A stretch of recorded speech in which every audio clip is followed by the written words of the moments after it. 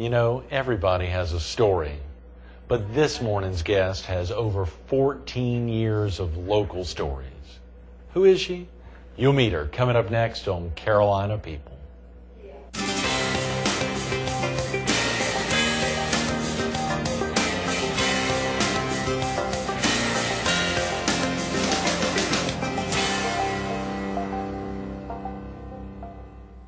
Good morning. Welcome to Carolina People. This morning we're at Reflections Assisted Living Facility across the way from Carolina Forest Elementary School here in Carolina Forest, right behind Horry County State Bank.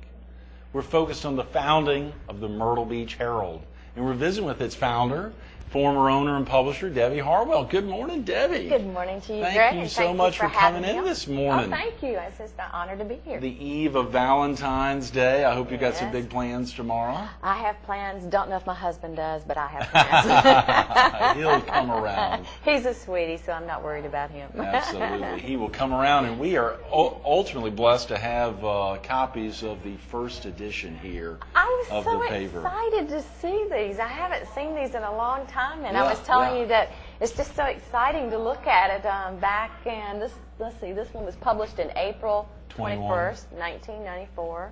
And I know, I think we were incorporated in 1993. And you set up the company in 93. I think so.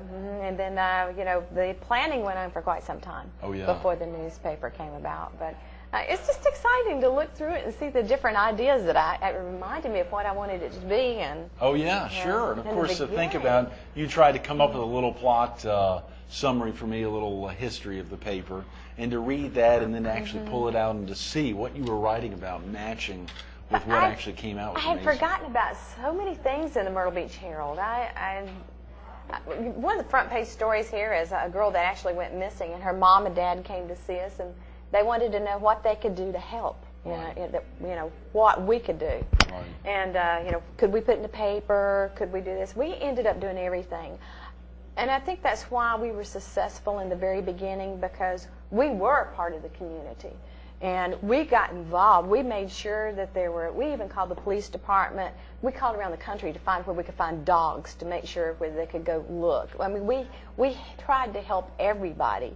As much as we could. Of course, you would have done that with or without the paper. I mean, obviously, you all would have, but utilizing the paper was a great vehicle. We utilized the paper for all types of things like that.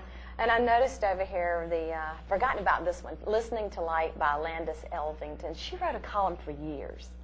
And she was a local gal. She's a local, and she was in my Sunday school class at church. You're kidding, yeah. And Landis, she could always write, and she just wrote beautifully. And so she just had a good message to tell. And Landis always wanted to write a book, but she never had time to write the book. Right. And so I said, Landis, why don't you write a column in the paper? And every column becomes a chapter in your book. Mm-hmm. That's how she made herself write her book, Listening to Light. That's tremendous. Because she knew she had a deadline every week. Right, and so she made that deadline. It was a religious column. Right. It always had some type of moral message to it, and everybody loved Landis's column. It went on for years and years. And I see Susan Grissom-Means actually was writing the community chatter, and I loved it because Susan knew everything that was going on. Yeah. And there was some great profile. There was actually a profile about her early on. I saw you had not only a profile of Skeeter Nash but also a Gatlin brother right out of the first gate. And I think I saw you had did you have a salesman named Skeeter? No relation.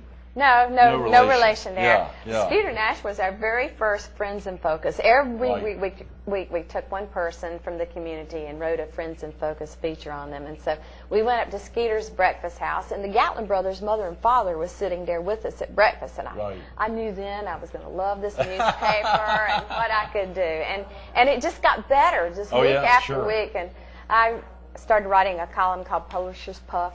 And it was kind of the things that I was doing in my personal life, and it got to be a lot of fun. And it was interesting how people get to know you through your column, I would see them out.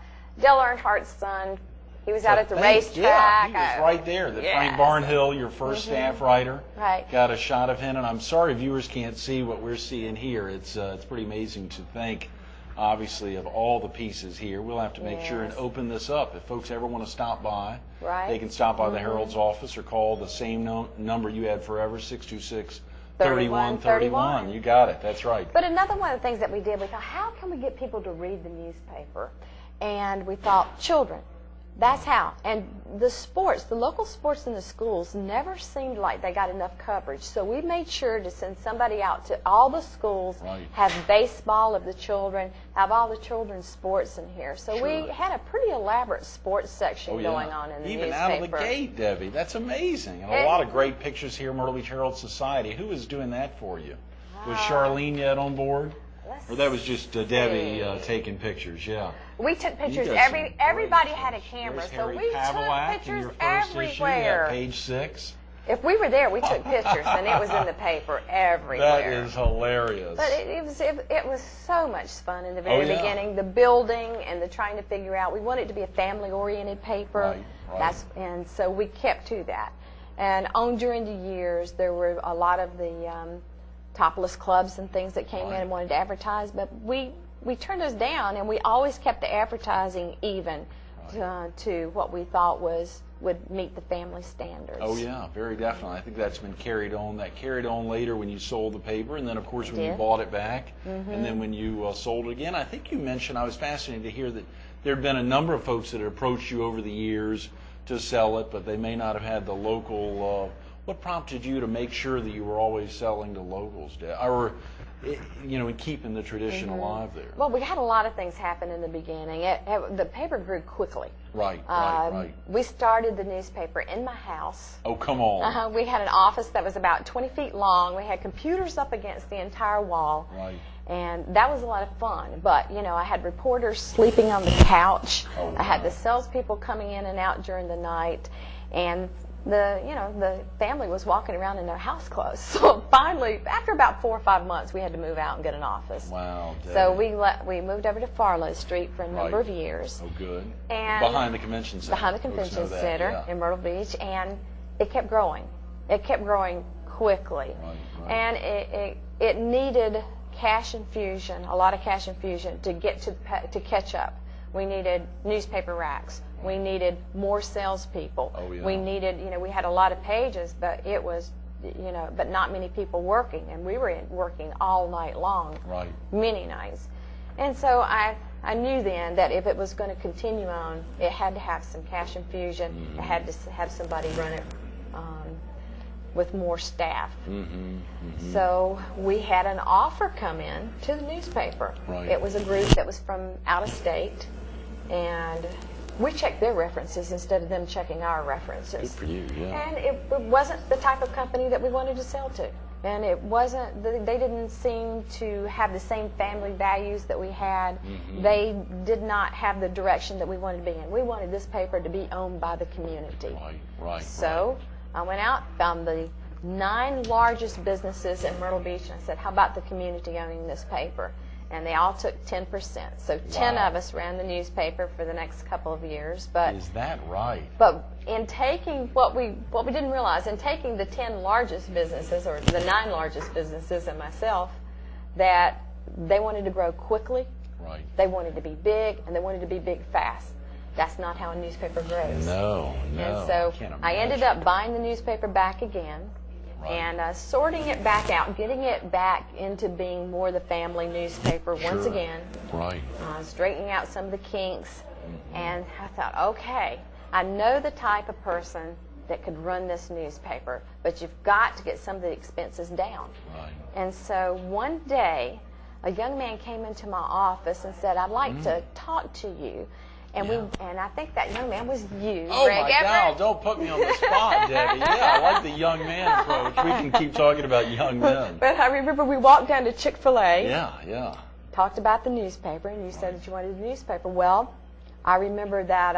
you said I was crazy. Yes, I said, you've lost your mind, Greg Everett. Do you know how much work this is? And so we talked about it, and I thought about it, and you had the Fox affiliate here in Myrtle Beach. The station here. And I knew that you could combine some of the expenses. We tried. You were local, and what I'd always wanted for the Myrtle Beach Herald was for it to be an integral part of the community. Oh, yeah. I knew you could do that. And I'm so proud to say that the end of the story is that you have done that. So many charities have benefited from the Myrtle Beach Herald and what you have done. into the Heart Association, the Cancer, just so many associations, and I'm very thankful for that, Greg. Well, for taking care of the village Herald. Well, it's been your baby for 15 years. Of course, it's been my baby just for 4 years. I mean, you've watched it to grow even without having your hands in the till. Being active on monitoring expenses and monitoring staff. It's a tough thing. But of course, I quote you almost on a weekly basis. Oh dear. I don't know if I give you attribution for it, but I say on a weekly basis something you told me there at Chick-fil-A, which was, every week comes very fast. Every week is fast. Whether you're ready for it or not, whether you have the funds for it or not, it comes every week, and you're obligated, and it has to go out. You don't realize, but a newspaper is very complicated. It's like 5 businesses wrapped into one. You've got to have a distribution company. You've got to have a printing company. You've got to have writers. You've basically got to do this. You've got to write a book every week. You've got to do the research, write it, lay it out, print it, and distribute it. And sell it. Make sure you've got to advertisers that are committed to making sure both that their businesses want to grow, but at the same time to make sure our community newspaper grows in tandem. And in the area, we've got some tremendous community newspapers. We think about Polly Lohman, who I know you've worked with in the past, who launched that by herself, much like you, back in 1971. We think of Steve Robertson and his bride there in Conway, with the Owry Independent, and folks all over down in Pawleys Island. And if you notice, the weekly newspapers continue to be owned in this area by locals. Right.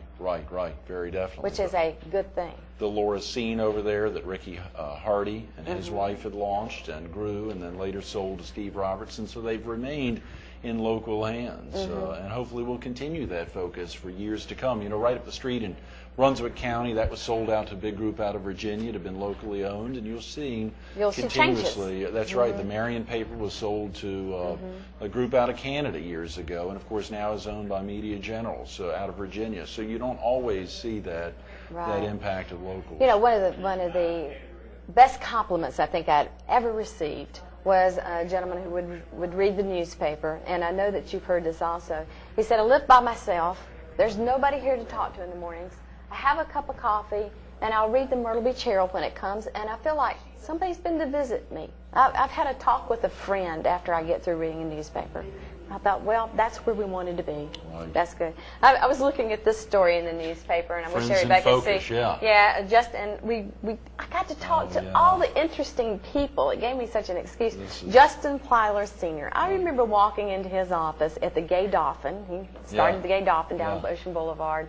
His office was like a museum. Papers were stacked this high. Underneath, they'd been there for about 50 years.